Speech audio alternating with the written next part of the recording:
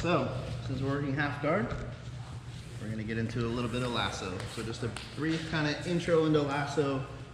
It's a very widely used tool, so half guard is certainly not the only place to use it. You're gonna use it all over the place, but this is kind of just a brief rundown of what it is and why we use it, okay?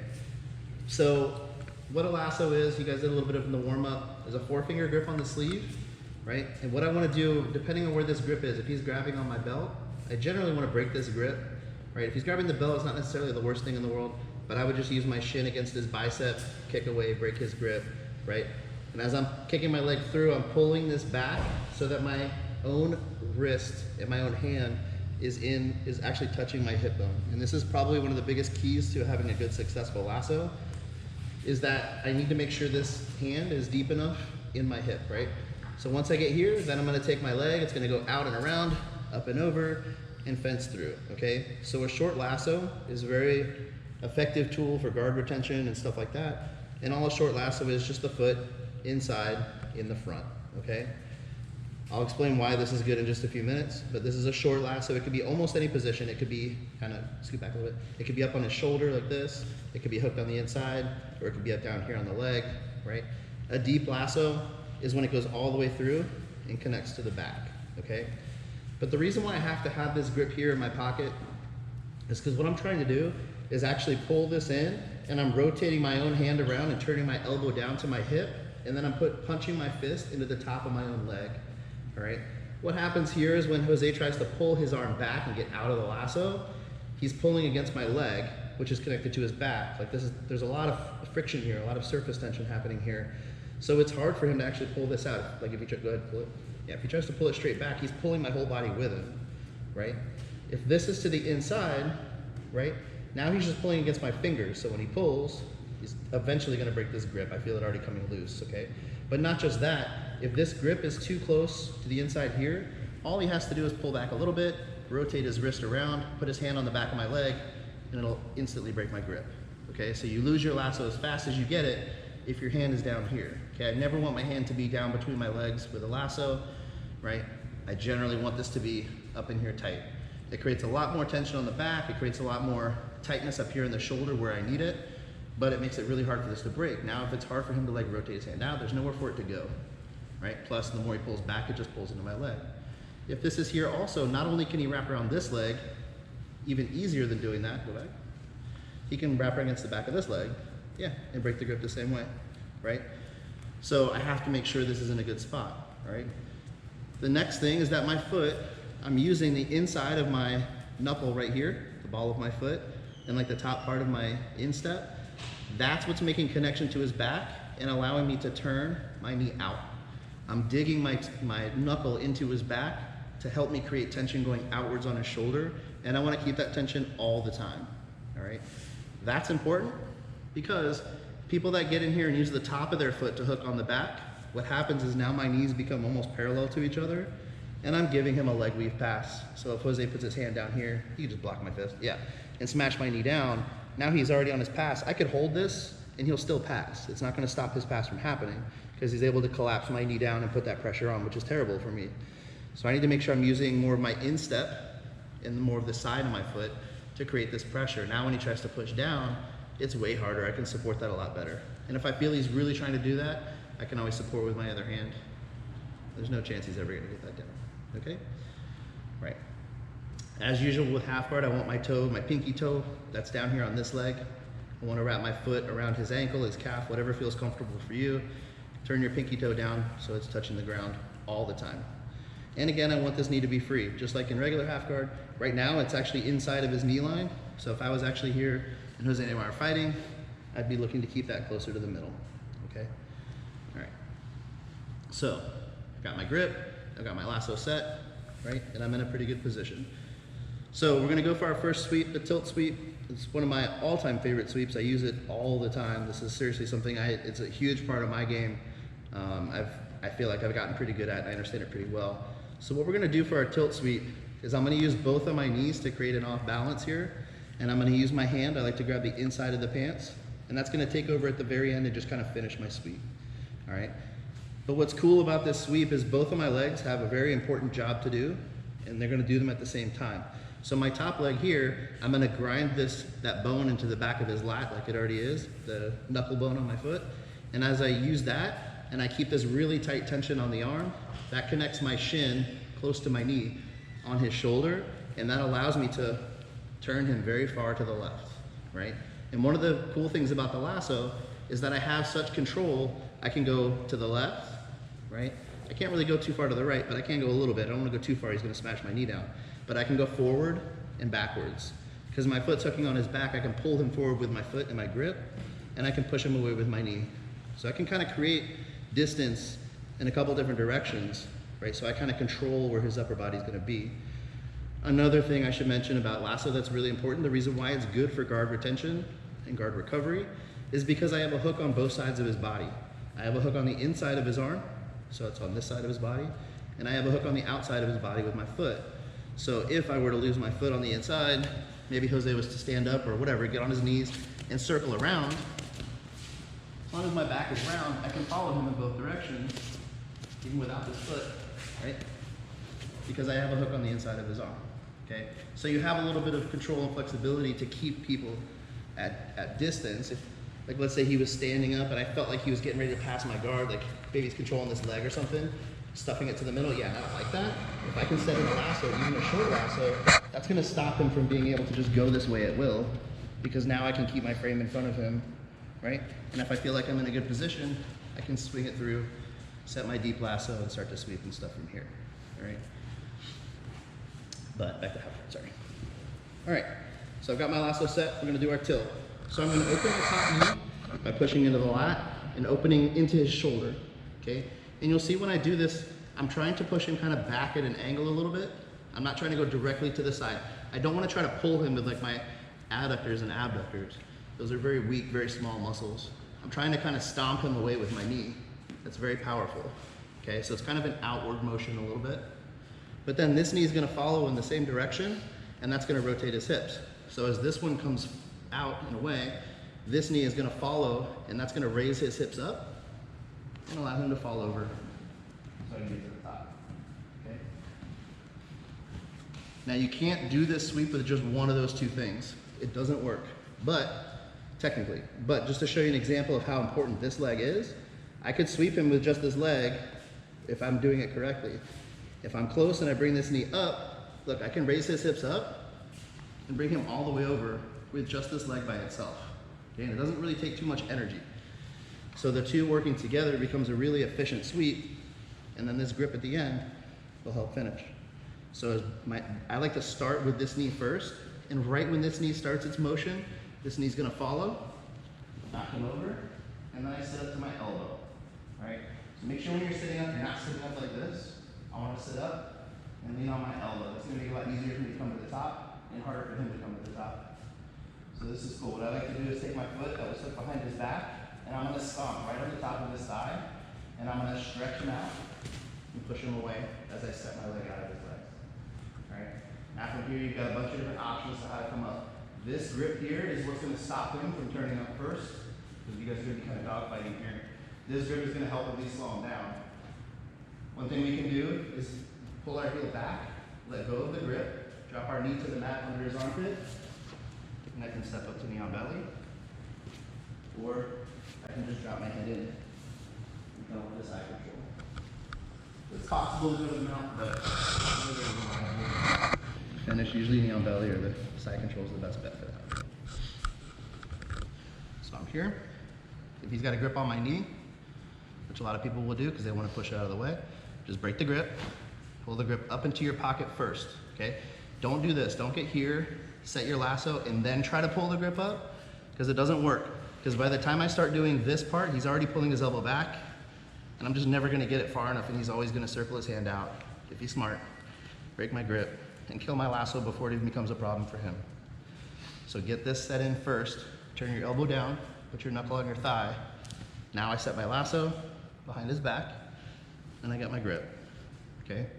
So both knees work in unison, a little bit away at a diagonal, right? And I recommend being as close as you can with your hips to this knee. The further away you are on this, if you're way back here, you're fine. You're not gonna have any leverage to get people over. Okay, your knees have to travel far. The more bent they are, the more they can travel, all right? So I turn, up, stomp the hip, come up, to the belly. All right, so now face that way, please, the wall. Yeah, just grab the base. Okay, so this is a really important detail about this sweep. So our base is a triangle, right? Triangles are extremely stable structures. The reason why they're so stable is because you can't knock them over at any one of the points. You can, but it's very difficult. They have to be very tall, all right? So if I were to try to knock Jose like forward over this knee in this direction, or even sideways, it's hard because he has a lot of base right here, right? But where he doesn't have base is along this plane right here, and this plane right here. So if I were to knock him into that area, he's gonna fall right over. So that's what we're trying to do. So that's why I'm trying to kick backwards a little bit, is because I want to knock him over the flat plane of his leg. I don't want to knock him over his knee. And that's where I think a lot of people fail on this sweep, because they try to knock people sideways. I don't want to go sideways. I want to go that way. Okay, so hips in as close as you can. Set your lasso, get your grip. So this knee opens away, this knee closes away. So he falls over, stomp, create that space, drop your knee to the ground, switch and come up into side control and the other way.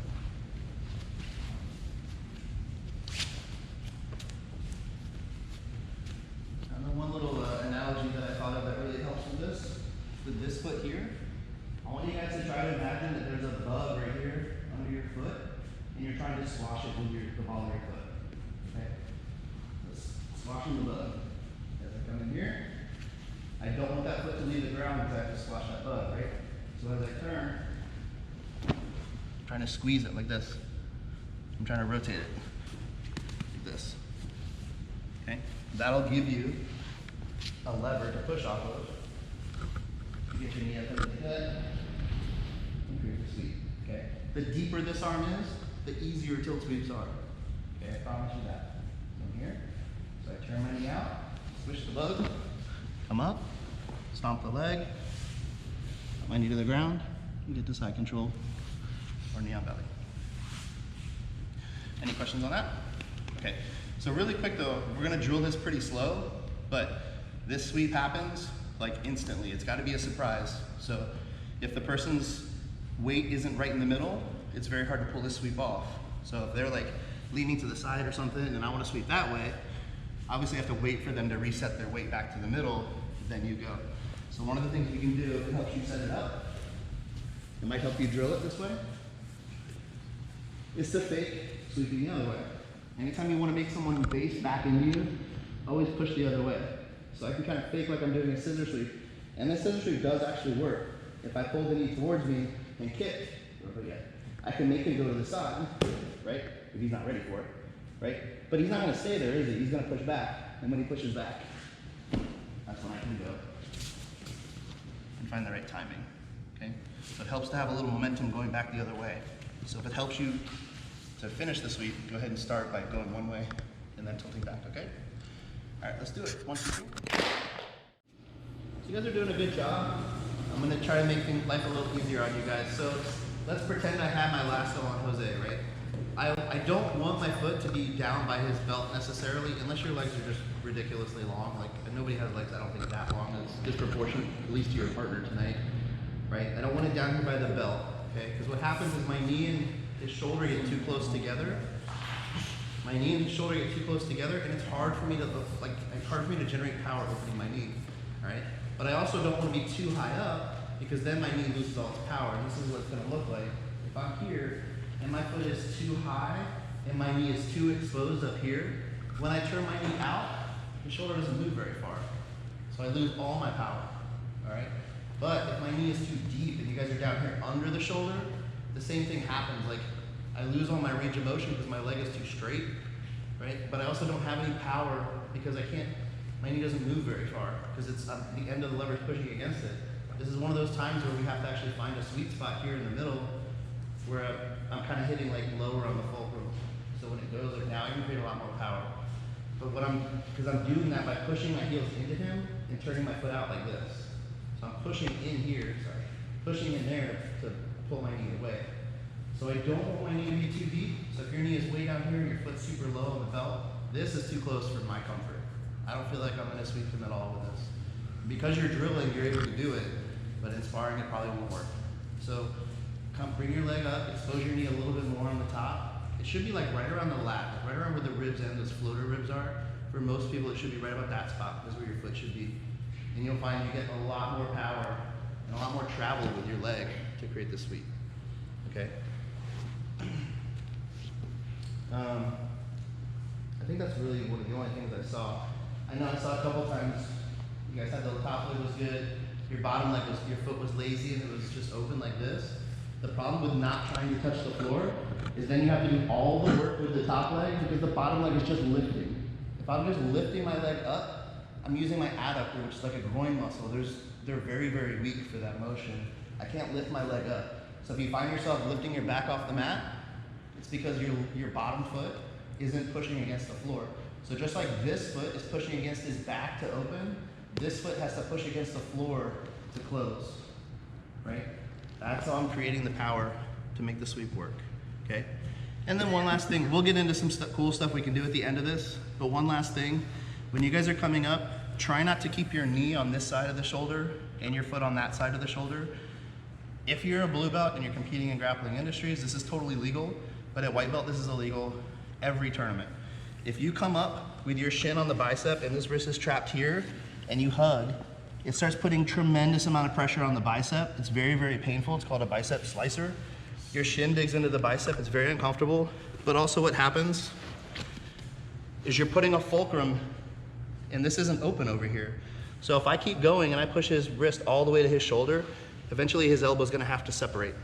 Something has to give, and it's gonna be the elbow, right? So you could severely hurt somebody by doing a bicep slicer on accident, just by coming up on a sweep you think is right, but it is dangerous. So, come back down. So just try.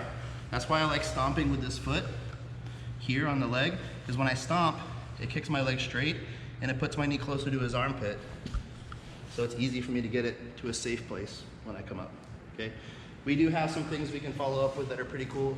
We'll do that after you guys keep drilling this for another like 5 minutes, 10 minutes or so, okay? All right, let's go, 1, 2, 3. Good job, everyone. All right, so first, let me show you a couple cool things we can do when we come up off this sweep, and then I want to show you a couple different good variations that I use a lot as well for my tilts. So with my lasso, right in here, one problem too that I'm seeing a lot of you guys are having an issue with is your hips are too far away. I mentioned it earlier, but I want to, once I set everything in place, I want to pull my hips in so that my butt is touching his knee. I want to be as close as I can. Because that's in it, like I said, bends my knees as much as possible and it makes my levers as long as possible, so it gives me the most leverage, right? But this is cool. So as I sweep and I come up, there's a couple cool things we can do. Once I get to this position, there's another reason why I like to stretch people out. If I can't really see, let me do it this way. If I grab this arm, I don't even really need to do this part, but if I can just control this arm, I can scoot my hips in really close, swing both of my legs over his body, and end up in a really nice, very fast arm bar. I catch that one a lot. Do it one more time. You can flow right into that from the sweep. You have momentum to do it. Right. Let it go. Tilt. You're right in. The foot can be under the back. The foot can be across the body. It doesn't really matter. Nice tight arm bar. That's a fun one to play with. Another good option, because we're sitting up usually when we come off that, is to go into our little, I don't know what we call this position, the shoulder crush or whatever. When I come up, if I'm ready for it, I can pull back and get to this position. And some of you guys have played with this position a little bit in the past, in omoplata and stuff. If you can get up here and actually sit your heat, like I'm sitting on his shoulder, this gives me the option to start attacking this arm in lots of different ways to attack the elbow. Good strong wrist lock. Or I could always cut, come through, omoplata, pretzel plata, like lots of different variations of omoplata and stuff in there too. So you can follow up with some really cool attacks right off of that sweep because of the arm entanglement you have.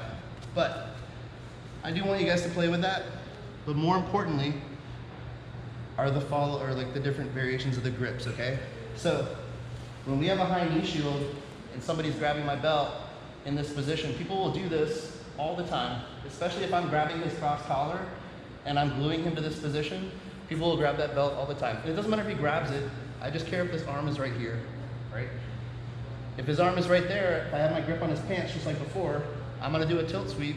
I'm just gonna reach around and grab right above his elbow, and I squeeze real tight with my pinky and my ring finger, right? And then I pull this to my hip and lock it really tight, okay? And I can even pinch my elbow down over top of his wrist. And then I can tilt just like before because I'm glued to his shoulder, so I can open my knee, close my other knee, finish my tilt, come up, and now I have this arm trapped. Maybe I come up, finish the arm lock here, finish the Americana here, or just get to the top. Another really cool option, this one always catches people by surprise. Just ask Mr. Josh Pig. When you go for an underhook, if he scoops under like an over-under pass, same thing. When people grab up here high on your belt and you have access to their elbow, I can grab, hug this to my hip, right? And then it's the exact same sweep. This one's kind of cool because you're stomping with your hamstring. Instead of pulling away, which is hard, you kind of just stomp your hamstring down. You create the same sweep. Just make sure when you're doing these, you're pulling the grip, the elbow under you, so that your hand goes to the mat and not their elbow. Because if you grab too high and they put their elbow on the mat, this sweep doesn't work. You'll be able to, at least it'll be hard, right? But if I'm pulling this tight and I go, look, see how my hand goes to the mat? The only issue with this variation is that you come up usually into deep half guard, right? But as long as you're aware of deep half guard, you can start your pass right away. I could come up, get to this position, slide through, or just cut back on knee slide. As long as you get your sweep, you at least get your 2 points and get to the top so you can fight. Okay, so just real quick rundown. Underhook, or overhook, fine, this is fine. So if he's here, I'm just gonna open, grab his elbow, right above the bone on his elbow, squeeze it tight with my pinky and ring finger, pull it in tight, tilt just like before, come up, knee on belly, side control, whatever. Or if it's an underhook, same thing. Grab the elbow, pull it in tight. I gotta be as tight to his shoulder as possible. So when I open, right? If I don't tuck my foot back, I land like this. And this position highly favors Jose. So I want my foot to be on the other side. If I stay here and Jose turns back in and he comes up on the single leg, now I'm right back in an over-under pass. So be careful and try to get your heel to your butt during the sweep and get back to the other side. Okay? All right, let's add those in. 1, 2, 3.